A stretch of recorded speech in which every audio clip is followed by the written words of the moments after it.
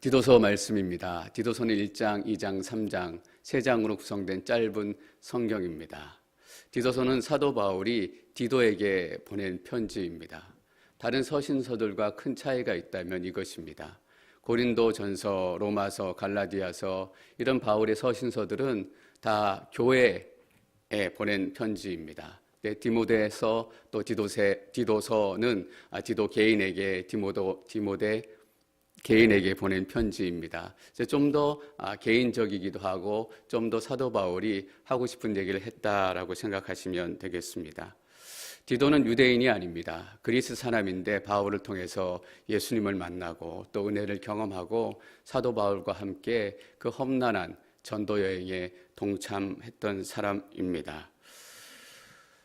디모데 전후서, 디도서는 목회 서신이라고 부릅니다. 왜냐하면 사도 바울이 지나가다가 크레타라는 섬, 지금의 그리스 남부 쪽에 있는 섬입니다. 지중해에 있는 꽤 큰 섬인데 거기에 디도를 놓고 나옵니다. 나오면서 디도에게 목회를 잘 해야 된다, 이런 것을 주의해야 된다라고 목회적인 권면을 하고 있습니다. 그래서 목회 서신이라고 부릅니다. 목회 서신이라고 불리기 때문에 목사님들만 보고 목사님들만 주로 참고하는 성경인가? 그렇게 우리가 착각하면 안 됩니다. 우리는 어떤 모양이든 다 목회 안에 있습니다. 여러분, 목회는 무엇입니까? 영적인 돌봄입니다. 우리는 우리 가족을 영적으로 돌봐야 하고 때로는 기도해야 하고 때로는 들어주기도 해야 하고 우리가 목회를 직접 하든 하지 않든 우리가 삶의 모든 방향과 모든 모습 속에서 목회를 함께하고 있다라고 해도 과언이 아닙니다. 저는 앵커리지 온누리 교회를 목회하고 있고 여러분도 또 가정을 목회하고 있고 또 순장님들은 또 순을 목회하고 계십니다. 그러니까 이 목회 서신은 저 목회자일 뿐만 아니라 우리 모두 동일하게 같은 의미와 같은 비중을 가진 성경입니다. 저는 오늘 이 목회 서신을 통해서 여러분들이 가정에서 또 순에서 여러분 공동체 안에서 어떻게 목회해야 되는지 영적인 원칙을 깨닫는 시간이 됐으면 좋겠습니다. 사도 바울이 크레타 섬에 디도를 남기고 왔습니다. 디도서 1장 5절에는 남기고 오면서 왜 너를 거기에 남기고 왔는지 그 이유를 설명해 주고 있습니다. 디도서 1장 5절입니다. 함께 읽습니다. 시작. 내가 그대를 크레타에 남겨둔 까닭은 그대가 남은 일을 바로잡고 내가 그대에게 지시한 대로 각 성의 장로들을 세우게 하려 함이었다. 남겨둔 까닭은 두 가지입니다. 첫 번째는 남은 일을 바로잡고 남은 일을 정리하고 두 번째는 각 성, 각 마을마다 장로를 세우는 것입니다. 여기서 장로는 지금 우리가 생각하는 장로보다 조금 더 폭넓은 의미를 가지고 있습니다. 교회 엘더이기도 하지만 또한 감독으로서 교회를 목회도 하고 또 교회를 돕는 그런 역할을 얘기합니다. 그대가 남은 일을 바로잡고 남은 일을 바로잡는다라는 의미가 뭐냐 하면 뭔가 잘못되어 있다라는 의미입니다. 아직 풀리지 않은 것들이 크레타 교회들에 남아있다라는 것입니다. 디도서에는 두 가지 얘기를 합니다. 첫 번째는 남겨진 일이 거짓 선지자의 이야기입니다. 거짓 선지자들이 또 이단들이 크레타 교회에 나와서 엉뚱한 것들을 가르칩니다. 그런데 거짓 선지자들의 의도는 한 가지입니다. 자기의 이익을 추구하는 것입니다. 여러분, 참 목자, 사꾼 목자 어떻게 구별합니까? 사꾼 목자는 자기의 이익이 가장 우선입니다. 근데 참 목자는 양의 이익이 가장 우선이고 또 교회의 이익이 가장 우선입니다. 제가 늘 기도합니다. 하나님, 참 목자가 되게 해 주십시오. 저도 기도하지 않으면 제 욕심을 이기기 어렵고 제 욕심이 드러나는 것을 막을 수가 없습니다. 거짓 교사들이 들어와서 자기의 이익을 치부하고 또 거짓 교리들을 가르치기 시작합니다. 두 번째는 교회 성도들에 대한 문제입니다. 교회가 세워진 지 얼마 되지 않았기 때문에 예수 믿고 눈물 흘리고 은혜는 경험했지만 은혜로 살지 못하고 신앙대로 살지 못하는 것입니다. 쉽게 말하면 신앙 따로 삶 따로. 저는 이 문제가 우리의 문제가 되지 않기를 소망합니다. 그래서 사도 바울은 크레테 사람들의 속담을 하나 인용을 하고 있습니다. 디도서 1장 12절 말씀 함께 읽습니다. 1장 12절 시작.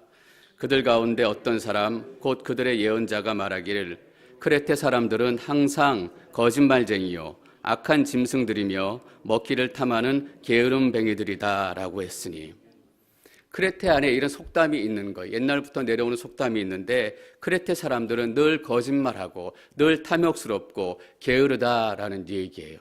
이게 예수님 만나기 전에 그들이 살았던 생활 방식입니다. 자기의 이익이 되면 적당히 거짓말하고 빼앗고 불필요한 일들, 남들 돕는 일들에는 나가서 행하지 않고 해야 될 일도 하지 않는 그런 모습을 보이는 거예요. 근데 예수 만나면 삶이 변합니다. 근데 그들의 삶이 변하지 않고 여전히 똑같은 모습에 있었기 때문에 사도 바울이 특별히 강조를 하고 있는 것입니다. 가정에도 그렇고 나라에도 그렇고 계속적으로 내려오는 나쁜 전통, 나쁜 습관들이 있습니다. 제가 작년 여름에 우리 청년들도 성인들하고 필리핀 팔라완에 아우리치를 다녀왔잖아요. 근데 목사님이 그런 얘기 하시더라고요. 자기가 처음 그 지역의 교회를 세우고 목회하기 시작했을 때 말도 아니었대요. 사람들이 잘 훔쳐간다라는 거예요. 거짓말을 잘 한다라는 거예요. 그래서 교회에 의자를 놔두면 교회 의자가 다 없어지고 성도 집에 신방 가면 교회 의자가 성도 집에 있다라는 거예요. 교회에 좋은 화장실에 좋은 등을 좀 달아두면 어느 날 등이 없어져요. 근데 성도 집에 신방 가면 그 등이 그 집에 달려있다라는 거예요. 도둑질이라는 것을 나쁜 건 알지만 사람들이 그렇게 살다 보니까 그렇게 심각하게 생각하지 않는 거예요. 그들의 전통이 되고 그들의 문화가 되고 크레테 사람들하고 똑같은 거죠. 그러니까 같이 가는 성도들, 같이 가는 사람들도 막 뭐라고 왜 가져갔느냐 이렇게 심하게 욕하지 않아요.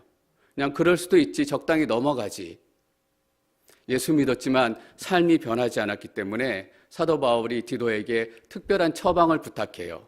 그들의 삶이 변해야 된다. 그들의 삶이 변하지 않으면 교회가 더 큰 위기에 빠질 것이다 라고 얘기하고 오늘 2장 1절에서 그 처방을 내리기 시작합니다. 2장 1절 말씀 함께 읽습니다. 2장 1절 시작. 그대는 오직 바른 교훈에 맞는 것을 말하여라. 오직 바른 교훈에 바른 말 하라라는 것입니다. 여기서 바른 교훈은 다른 말로 하면 바른 교리, 기독교가 말하는 것이 무엇인가, 믿음의 기본을 얘기해야 된다라는 거예요. 우리는 어려운 일이 생기면 자꾸 이것저것 하고 싶어 해요. 저 교회는 뭘 했더니 교회가 괜찮아졌더라라고 이 소식을 들으면 그것도 우리도 해보고 싶어 해요. 근데 그 교회가 회복된 것은 뭐냐면 그 시스템이 문제가 아니라 사람들이 바른 교리로 돌아가서 우리 교회에 가장 적합한 하나님의 말씀에 따른 시스템이 무엇일까라고 기도하고 고민했기 때문이에요. 그 전 단계가 중요했던 것인지 그 시스템 때문에 교회가 회복된 것이 아니에요. 우리 삶에도 마찬가지입니다. 어려움이 생기면 자꾸 사람들의 얘기를 듣고 싶어 해요. 걱정이 생기면 자꾸 이 사람 저 사람 찾아가고 싶어 해요. 자식이 집 나가면 점쟁이 한번 찾아가 보고 싶잖아요. 용한 점쟁이 찾아가면 시원한 답이라도 얻을 수 있을까? 여러분, 우리가 어렵고 힘들어지면 어떤 생각이 제일 먼저 들어오냐 하면 말씀이 능력이 없는 것처럼 생각이 될 때가 너무나 많습니다. 정말 이 말씀대로 이루어질까? 정말 하나님의 말씀이 이 상황에도 능력이 있을까? 여러분, 사단이 하는 일이 뭔지 아세요? 말씀이 믿어지지 않게 하는 거예요. 말씀의 능력이 없는 것처럼 우리가 느껴지게 하고 들려지게 하는 거예요. 그래서 여러분, 말씀이 능력이 있을까? 말씀을 정말 믿어도 될까? 라고 우리 마음 가운데 생각이 들기 시작하면 그때가 어떤 때냐 하면 말씀으로 돌아가야 될 때예요. 바른 교훈이 선포되어지고 바른 교리가 나누어져야 될 때예요. 왜냐하면 지금 사단이 거기 와 있다라는 의미거든요. 왜 말씀이 믿어지지 않고 말씀의 능력이 내 마음에 와닿지 않을까? 사단이 바로 여러분 문 앞에 와 있기 때문에 사단이 여러분 마음을 쥐고 흔들려고 하는 거예요. 영적인 눈을 열어서 그 영적인 현실을 보게 된다면 말씀이 내 삶 가운데 능력이 없지 이렇게 느껴지는 순간 말씀에서 멀리 도망가야 되는 순간이 아니고 바른 교리가, 바른 교훈이 내 삶 가운데 선포되어져야 될 때입니다. 여러분, 특별히 말씀이 내 삶 가운데 능력이 있을까?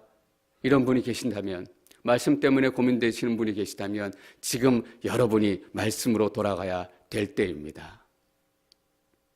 기본 진리에 충실해야 되는 거예요. 지금 돌아가셨지만 유명하셨던 존 스타트 목사님이 기독교의 기본 진리라는 요만한 책을 쓰신 게 있어요. 너무나 많은 사람들이 그 책을 읽고 은혜를 받고 또 회심을 하기도 하고 자기의 믿음을 점검해요. 기독교의 기본 진리 딱 4장 4챕터로 돼 있어요. 첫 번째 챕터는 뭐냐면 그리스도는 누구인가? 두 번째 챕터는 인간의 상태, 세 번째 그리스도가 하신 일, 네 번째 인간이 해야 할 일. 우리에게 바르게 선포되어져야 될 교리가 무엇입니까? 바로 예수 그리스도예요. 우리는 예수 그리스도를 복잡하게 만들면 더 능력이 생길 것처럼 착각할 때가 많습니다. 여러분, 우리의 구원은 딱 네 가지예요. 그리스도는 누구인가? 인간의 상태는 어떤가? 그리스도가 하신 일은 무엇인가? 인간이 해야 될 일은 무엇인가? 전 여러분 삶 가운데 바른 교리가 선포되어지기를 축원합니다. 여러분, 우리가 말씀을 듣고 말씀을 깨닫고 바른 교리에 있지 않으면 절대 우리 삶의 위기의 문제들은 해결될 수 없습니다. 그리고 바른 교리로 가르치기로 시작하는데 나이 든 사람부터 가르치기 시작해요. 2절 말씀 계속 읽겠습니다. 2절 시작. 나이 든 남자들에게는 자제하며 경건하며 신중하며 온전한 믿음과 사랑과 인내를 갖도록 가르쳐라. 나이 든 사람, 특별히 나이 든 남자부터 시작합니다. 그래, 맞다. 나이 든 남자부터 시작하는 게 영적인 순서가 맞을지 모르겠다라고 우리가 생각할지 모르겠습니다. 근데 우리는 실제 삶에 그렇지 않아요. 무슨 문제가 생기면 어르신들이 이렇게 얘기하는 거 많이 들었어요. 요즘에 젊은 것들은 쯔쯔쯔. 젊은 것들부터 우리가 비난하기 시작해요. 근데 사도 바울의 가르침이 어디서부터 시작되는지 우리가 영적인 원칙과 원리를 잊으면 안 돼요. 나이 든 사람들에게, 나이 든 사람들을 먼저 가르치는 거예요. 우리가 보기에는 이 세상이 이렇게 혼탁해지고 또 성적으로 문란해지고 이 세상의 문화가 어두워진 것이 젊은 사람들이 흥청망청 했기 때문이라고 생각할 때가 많아요. 그리고 이렇게 얘기해요. 요즘 젊은 것들은 정신을 어디다 두고 다니는지 모르겠어. 도대체 무슨 생각하고 다니는지 모르겠어. 그러면서 일사후퇴 때 얘기부터 시작하세요. 근데 오늘 성경에서 뭐라 그러냐면 나이 든 사람에게는 자제하는 것을 가르치래요. 여러분, 자제하는 것이 어떤 의미냐 하면 정신 똑바로 차리게, 정신 깨끗하게 가르쳐라 라는 것이에요. 요즘 젊은 것들은 정신을 어디다 두고 다니는지 모르겠어. 이것이 아니라 사도 바울은 나이 든 사람들에게 정신 똑바르게 살도록 나이 든 사람부터 가르쳐야 한다라는 것이에요. 여러분, 어떤 의미예요? 영적인 진짜 문제는 젊은이들에게 시작되는 것이 아니라 신앙생활 오래 한 사람들, 나이가 많이 든 사람들, 연륜이 많이 든 사람들이 믿음 가운데 서지 못하기 때문이에요. 어떤 원로 목사님이 신학생들 쫙 모아놓고 설교하셨대. 교회가 위기입니다. 앞으로 다음 세대가 문제입니다. 교회가 이대로 가다가 망합니다. 얘기하면서 젊은 신학생들, 목사들을 막 이렇게 쪼는 것처럼 막 설교하셨대요. 그 설교를 다 듣고 나가서 신학생이 나가면서 이런 얘기 하더래요. 문제들은 당신들이 다 일으켜놓고 왜 욕은 우리 보러 하냐. 맞아요, 여러분. 오늘 나이 든 사람 몇 살을 기준으로 얘기하는지 모르겠어요. 20살, 30살, 40살은 아닐 것 같아요. 50, 60, 70, 80. 우리 스스로가 그래도 조금 나이 들었다라고 생각한다면 사도 바울이 주는 이 권면의 말씀, 가르치라라고 얘기하는 것은 어떤 의미냐 하면 이대로 살지 못하고 있다라는 것입니다. 교회에 어려움이 생겨요. 신앙이 얕고 교회에 얼마 되지 않은 사람, 오신 지 얼마 되지 않은 분들에 의해서 교회가 위기가 생기는 경우는 거의 없습니다. 신앙생활 오래 하신 분들, 또 교회에 오래 계셨던 분들, 또 오래 사역하셨던 분들, 그분들이 마음에 맞지 않아서 문제가 생기는 거예요. 이렇게 얘기합니다. 자제하며 신중하며 둘 다 같은 의미입니다. 정신을 차리게 하십시오. 정신을 맑게 하십시오. 우리가 더 많이 배우고 더 인생을 오래 살면 정신이 맑아질 것 같지만 여러 가지 이상한 얘기들, 여러 가지 이상한 경험들 때문에 정신이 오히려 혼미해질 때가 너무나 많습니다. 그래서 우리는 기도해야 합니다. 기도하지 않으면 우리는 세상의 이야기를 그대로 담고 살아가요. 사람들의 소리를 머릿속에 그대로 채우고 살아가요. 그러면 정신이 맑지 못하는 거예요. 여기서 정신이 맑지 못하다라는 것은 술에 취한 상태로 살아간다라는 것을 의미해요.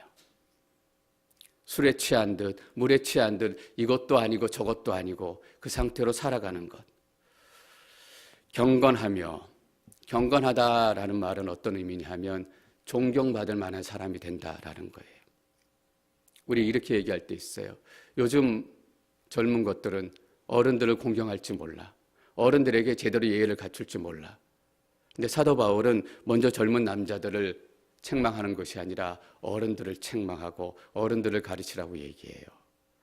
뭐라고 가르치냐 하면 존경받을 만한 사람이 되게 하십시오.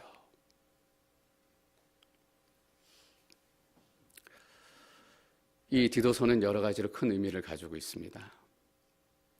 사도 바울이 크레타에 있는 교회의 미래를 걱정하며 교회의 다음 세대를 걱정하며 쓴 편지예요.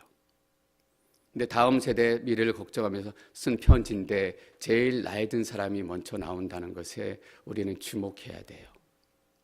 여러분, 유스그룹이 믿음이 좋지 않아서, 유스그룹이 크지 않아서 그래서 다음 세대가 미긴 게 아니라 교회에 오래 다니신 분들, 나이가 많으신 분들, 사역을 많이 하신 분들이 믿음이 온전하지 못해서 위기가 찾아오는 거예요.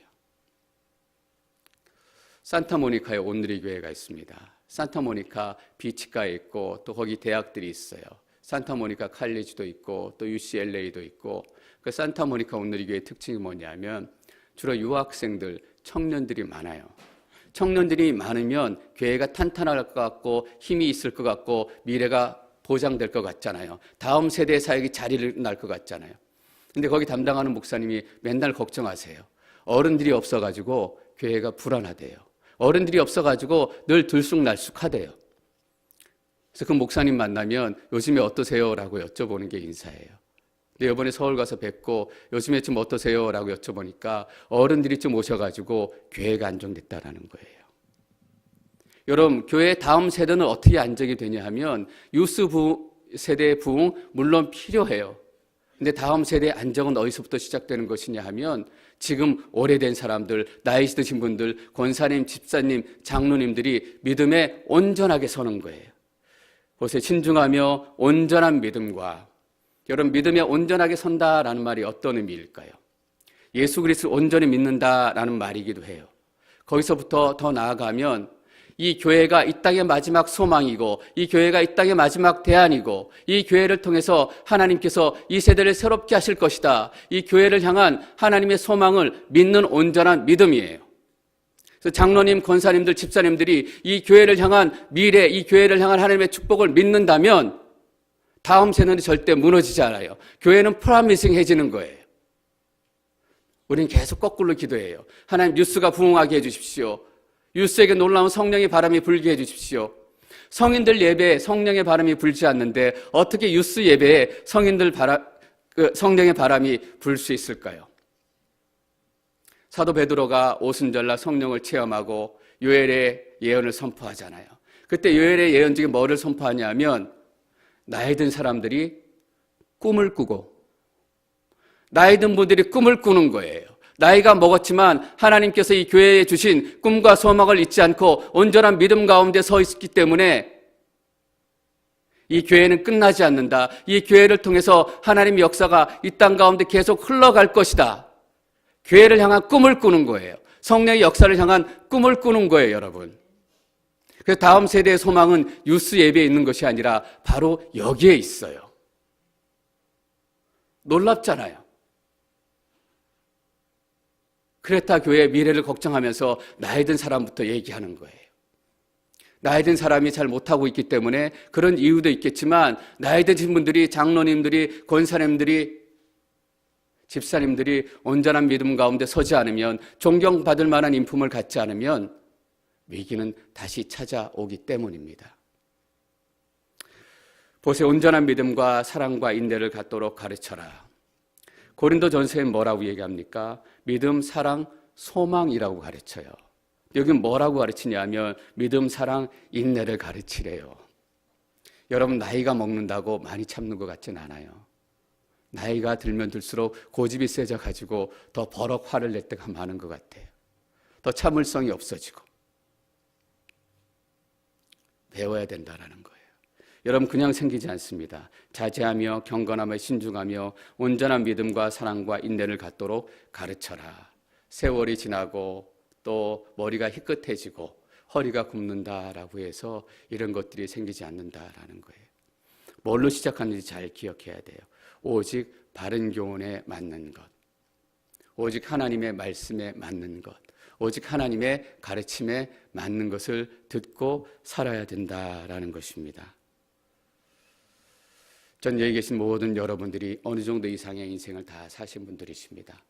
연배는 조금 차이가 있지만 사도 바울이 권면했던 대로 이런 어르신들이 되시기를 축원합니다. 경건하고 신중하고 온전한 믿음과 사랑과 인내를 가지신 분들, 이분들을 통해서 교회의 미래가 시작되는 거예요. 그러니까 교회를 새롭게 짓기 시작할 때 우리 유수들을 위해서 본당을 짓지 말고 체육관을 지읍시다 라는 제안에 오케이, 그래 체육관을 지읍시다. 왜냐하면 꿈이 있기 때문이에요. 나이 든 사람이 꿈꾸기 시작하면 달라지는 거예요. 여러분, 다음 세대 부흥은 여러분으로부터 시작될 줄 믿습니다.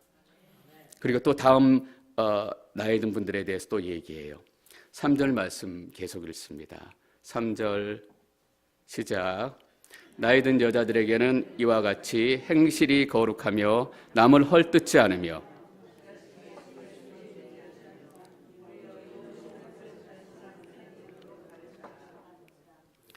나이 든 여자들이 몇 살인지 모르겠어요.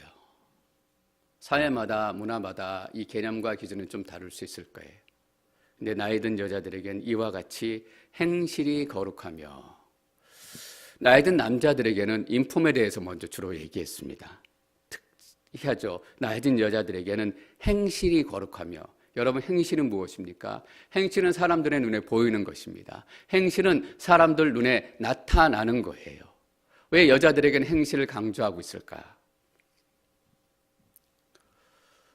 이 시대의 많은 여성분들을 생각했어요. 비슷하겠다라고 싶은 생각이 들었어요. 여러분, 기도하는 여성들은 많습니다. 그러나 기도하는 대로 살아가는 여성들은 별로 없다라는 거예요. 예배 은혜 받기 위해서 앞자리에 내가 앞자리 가서 은혜 받아야지 가방 쫙 놔주고 자리 맞는 여성들은 많아요. 근데 뜨겁게 예배를 사모하는 만큼 그 뜨거운 열정으로 살아가는 여성들은 생각보다 많지 않아요. 여러분, 말씀 읽고 은혜 받고 눈물 흘리는 여성들 많아요. 근데 은혜를 가지고 똑같은 은혜로 살아가는 여성들은 많지 않다라는 거예요. 행실을 보여라라는 거예요. 여러분의 믿음 숨기지 마십시오. 내가 가지고 있는 믿음 그대로 사십시오. 여러분의 믿음이 거룩하다고 해서 남들이 욕하지 않을 겁니다. 괜히 입으로 이렇게 얘기하잖아요. 행실이 거룩하며 남을 헐뜯지 않으며.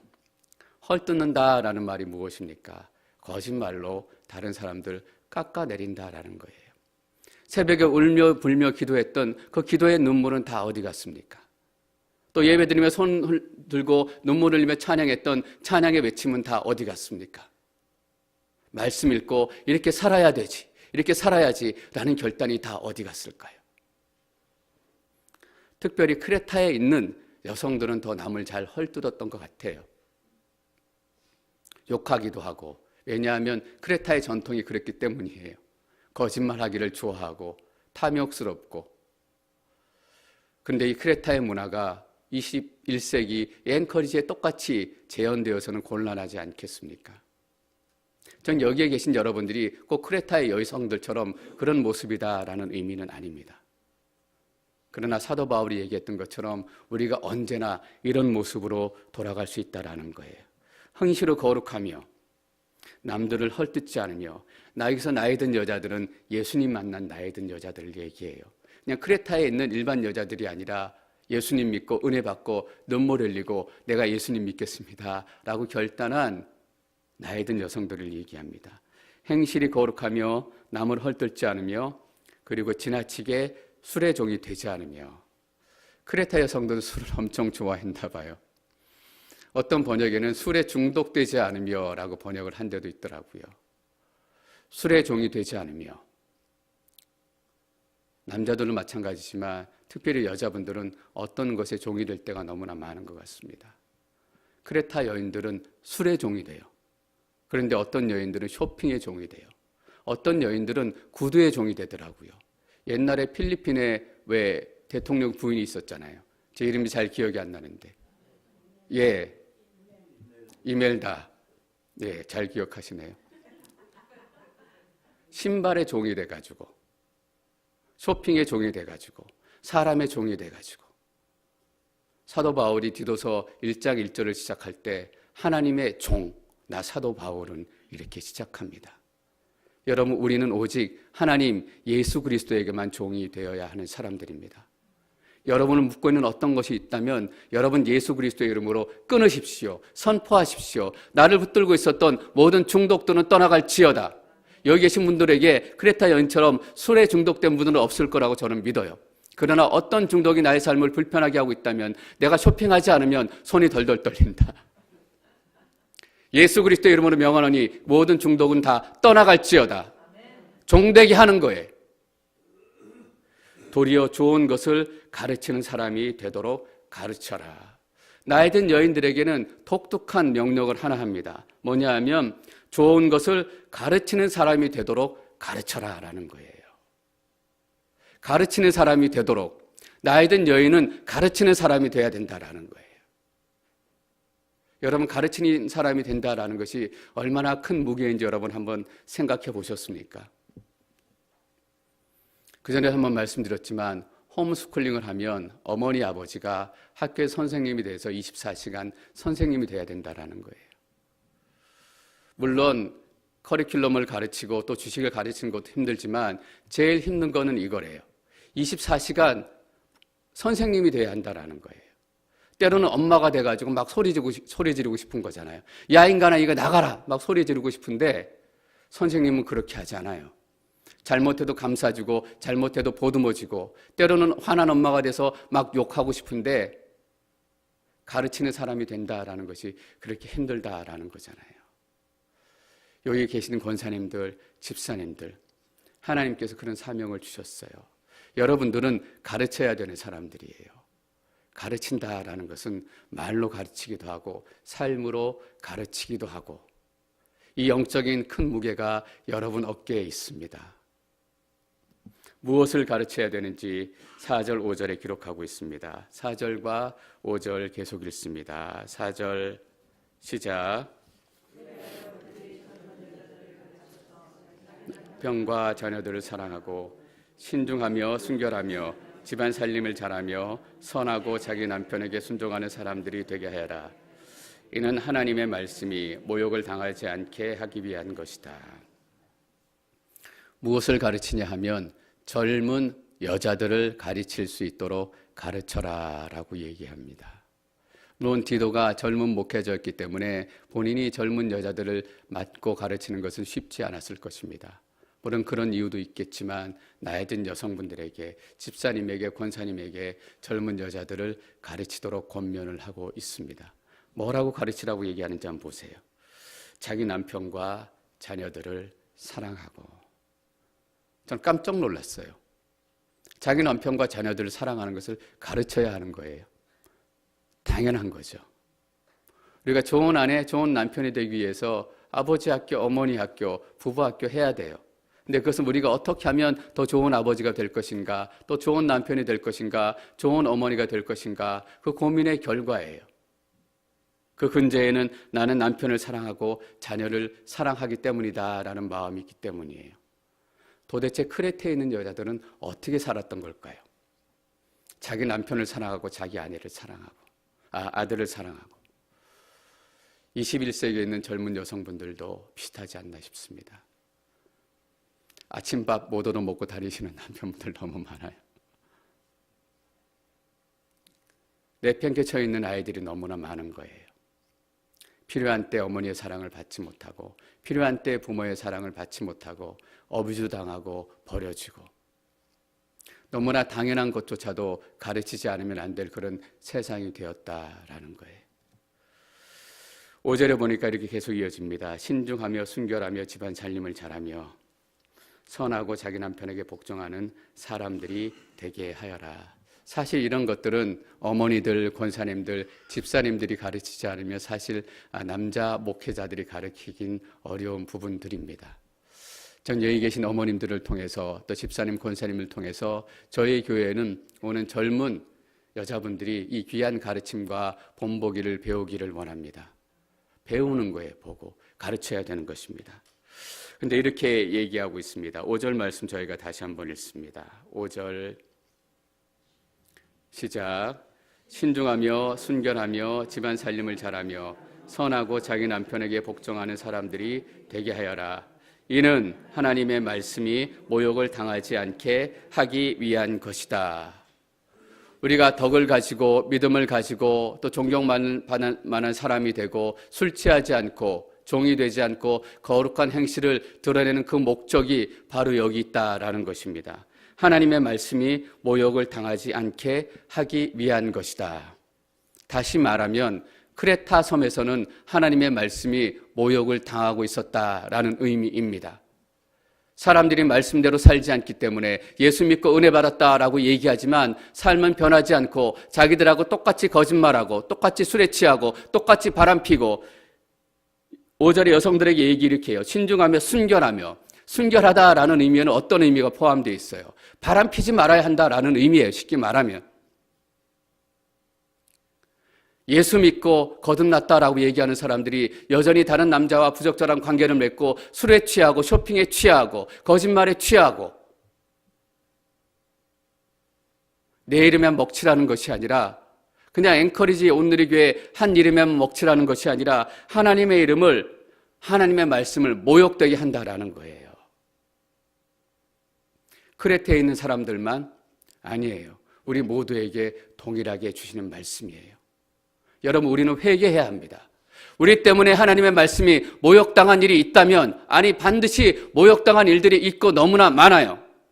하나님, 그 일들이 있었다면 우리를 용서해 주십시오. 우리의 잘못 때문에, 우리의 욕심 때문에, 우리의 중독 때문에 하나님의 말씀이 모욕을 당하고 앵커리지 온누리교회가 모욕을 당했습니다.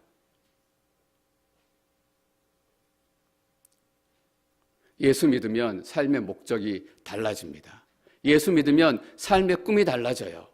나이 들면서 꿈은 무엇이었어요? 그냥 노예 해놓은 연금 타면서 편안하게 사는 게 꿈이었어요. 근데 성령 받으면 나이 든 사람이 꿈을 꾸고 꿈이 달라져요. 노후 적금이 꿈이 아니라 교회가 꿈이 되고 성령의 역사가 꿈이 되고 하나님의 말씀이 꿈이 되는 거예요. 그러니까 크레타에 있는 다른 사람들하고 다른 삶을 살게 되는 거예요, 여러분. 6절 말씀 계속 읽도록 하겠습니다. 6절 시작. 이와 같이 그대는 젊은 남자들 권면에 분별력 있는 사람이 되게 하여라. 재밌죠? 젊은 남자에게는 딱 한 가지만 얘기해요. 젊은 남자들에게는 기대할 게 별로 없는 거 아직. 그냥 교회만 나와줘도 너무나 감사하다 이거예요. 젊은 남자들 권면에 분별력 있는 것은 정신을 제대로 차리고 예배만 나와줘도 남자들이 대단한 것 같지만 사실 여러분, 제가 남자로서 고백하겠습니다. 참 남자 별거 아니에요. 결혼해서 왜 신혼부부 때 그렇게 부부싸움 많이 해요? 남자에게 너무 많은 것을 기대하기 때문이에요. 근데 남자들 참 사실 잘 모르거든요. 아빠가 되는 것도 모르고 남편도 되는 것도 모르고 어떻게 가정을 꾸려가야 되는지 철딱서니가 없어서 하나도 몰라요. 여러분, 백마 타고 온 남자를 만나서 결혼하잖아요. 백마 타고 온 남자는 말 타는 것밖에 몰라요. 얼마나 부부싸움 많이 하겠어요. 사실 제가 목회자로 나와서 설교하고 여러분들에게 하나님의 지혜로 나누니까 그렇지 남자로서 저는 정말 엉망진창이에요. 제 아내가 뒤에서 이거 챙겨주지 않고 저거 챙겨주지 않으면 저는 제대로 할 수도 없을 거예요. 그래서 남자들은 젊었을 때 한 가지만 잘해도 돼요. 정신 똑바로 차리고 예배 드릴 수 있다면. 그래서 젊은 남자들은 어떻게 해야 됩니까? 기다려줘야 돼요, 여러분. 뽑기 시작하면 요즘에 결혼하고도 정신 차리지 못하고 사는 젊은 남자들 얼마나 많아요. 가정 내팽개치고 밤늦게까지 돌아다니고. 근데 예배하고 가정 안에 있다면 그것만으로도 좋은 시작인 것입니다. 기다려주시면 여러분의 아들들 가운데 때는 여러분의 남편들 가운데 목사도 나오고 선교사도 나오고 놀라운 일들이 일어날 줄 믿습니다. 그 전에 한 권사님이 제 아내에게 이런 얘기했어요. 남자들 무시하면 안 된다. 남자들이 성령 받으면 뱁새가 황새 못 쫓아가듯이 쫓아가지 못하게 된다라는 거예요. 요즘에 제 아내가 저 못 쫓아와요. 기다려줬기 때문이에요, 여러분. 이와 같이 그대는 젊은 남자들 겉면에 분별력 있는 사람이 되게 하여라. 이게 젊은 남자라고 표현이 되어 있지만 젊은 남자만의 문제일까요? 신앙이 약한 사람들, 이제 교회 처음 나오기 시작한 사람들, 이제 공동교회에 처음 들어오기 시작한 사람들, 지금은 그분들이 예배하기 시작하고 교회에 나오기 시작하고 공동체에 함께하기 시작한 것만으로도 우리는 기뻐해야 되는 거예요. 왜 아직도 저 모양이지? 왜 나왔다 안 나왔다 하지? 속상한 일이에요.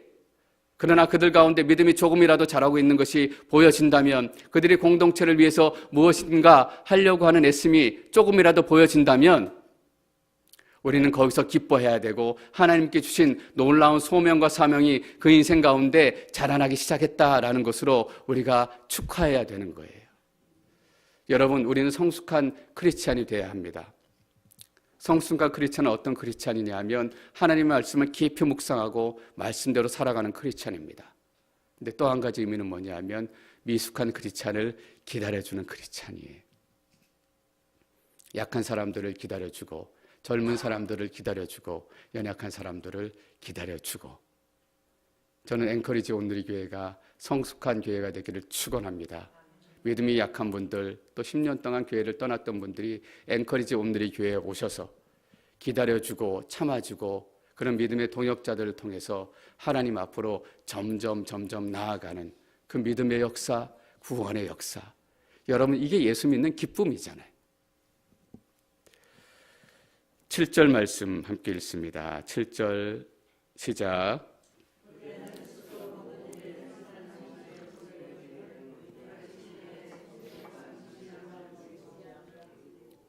그대는, 여기서 그대는 디도를 얘기합니다. 목회자인 그대는 스스로 모든 일에 성난 행실에 본을 보이고, 모든 일은 젊은 사람들에게 행한 일들도 있지만 앞에 나온 모든 일들도 다 포함합니다. 그대는, 디도 당신은 어떻게 해야 되냐 하면 이 모든 일들을 선한 행실로 보여야 된다라는 것입니다. 목회자는 그런 사람이에요.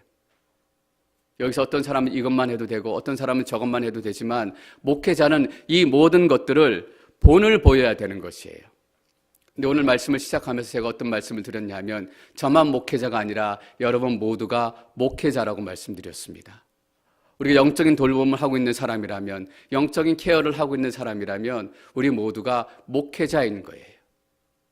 그래서 우리의 삶을 통해서 이 선한 행실, 디도서에서 강조하고 있는 단어 중에 하나, 표현 중에 하나가 바로 이것입니다. 선한 행실. 우리는 선한 행실로 구원받지 않습니다.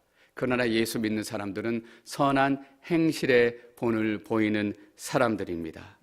가르치는 일의 성실과 진지함을 보이고. 8절 말씀 계속 읽습니다. 8절 시작.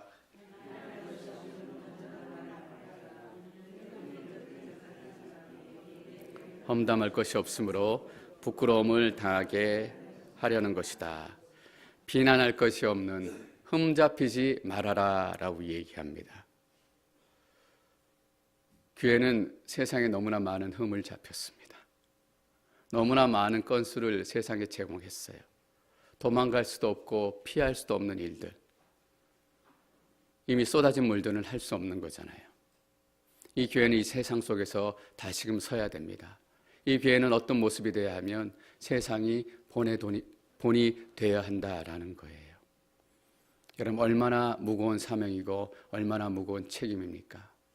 여러분 한 사람 한 사람이 세상에 나아가서 흠잡히지 않고, 그 사람 말이 너무 많아, 그 사람은 없는 얘기까지.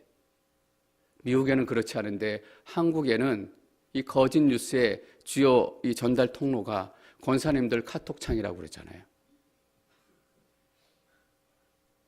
교회라고 그러잖아요. 저희가 조금 창피하게 생각해야 돼요. 그게 어느 정치적인 성향을 가지고 있던, 어떤 것이든 그게 중요한 것이 아니라 왜 교회가 그런 통로가 되어야 하는 거예요. 세상에 비난할 것 없는 흠잡히지 마라. 온전한 말을 하여라. 온전한 말을 하여라 라는 것은 어떤 의미입니까? 1절에서 했던 얘기를 또 다시 강조하고 반복하는 것입니다. 1절에 그제는 오직 바른 교훈에 맞는 것을 말하여라. 여러분, 우리는 말씀에 있는 얘기만 하면 돼요. 목사가 말씀에 있는 얘기만 하면 사건 안 생겨요. 성도가 말씀에 있는 얘기하면 사건 안 생겨요. 괜히 이 사람 저 사람 얘기하니까 이 얘기도 들리고 저 얘기도 들리고, 말씀이 우리에게 가르쳐주는 것대로 바른 교리대로 우리가 얘기하는 건 아까 4가지 그거잖아요. 존 스타트 목사님의 그 기독교의 기본 진리, 그리스도는 누구인가, 인간의 상태는 어떤 상태인가, 그리스도가 하신 일은 무엇인가, 인간이 해야 될 일은 무엇인가, 우리는 이것만 얘기하면 돼요. 당신에게 소망이 있습니다. 당신도 구원받을 수 있습니다. 하나님께서 당신도 부르셨습니다. 이는 우리를 대적하는 사람이 우리에게 험담할 것이 없으므로 부끄러움을 당하게 하려는 것이다. 지난주에 이어 다음 오는 주에도 저희가 용서에 대해서 말씀 나눌 겁니다. 분노를 품고 가서 복수하면 그게 안갚음하고 부끄럽게 만드는 것 같아요. 당신 이런 죄 지었지, 당신 이런 잘못했지, 그것을 드러내면 부끄러워할 것 같아요. 근데 여러분, 그 사람이 부끄러워할 것 같아요? 아니에요. 뻔뻔하게 화낼 거예요. 근데 부끄럽게 하는 건 무엇이냐 하면 말씀대로 살아가는 내 모습을 통해서 그들이 부끄러워지는 거예요. 잠언 말씀에는 머리에 숯을 얹어 놓아라 라고 얘기해요. 숯을 얹어 놓으면 얼굴이 뜨끈뜨끈해져요. 부끄러워지면 얼굴이 뜨끈뜨끈해지고 빨개지고 창피해지는 거예요. 여러분, 우리는 세상과 같이 복수하는 사람들 아닙니다. 오직 바른 교훈에 맞는 것을 말하여라. 여러분들이 사도 바울이 디도를 통해서 주시는 이 권면의 말씀을 잊지 않으시기를 원합니다. 물론 나이 든 남자, 나이 든 여자, 젊은 남자, 젊은 여자들에게 필요한 영성과 가르침이 분명히 있습니다. 그러나 그들의 공통되게 필요한 것은 뭐냐 하면 바른 교훈, 바른 교리, 하나님의 말씀입니다. 성령이 여러분 가운데 충만하게 임하시기를 축원합니다. 그 성령이 하나님의 말씀을 여러분 삶 가운데 쫙 풀어주실 줄 믿습니다. 그리고 말씀의 능력이 딱 나타나가지고 여러분들 삶이 변화될 줄 믿습니다.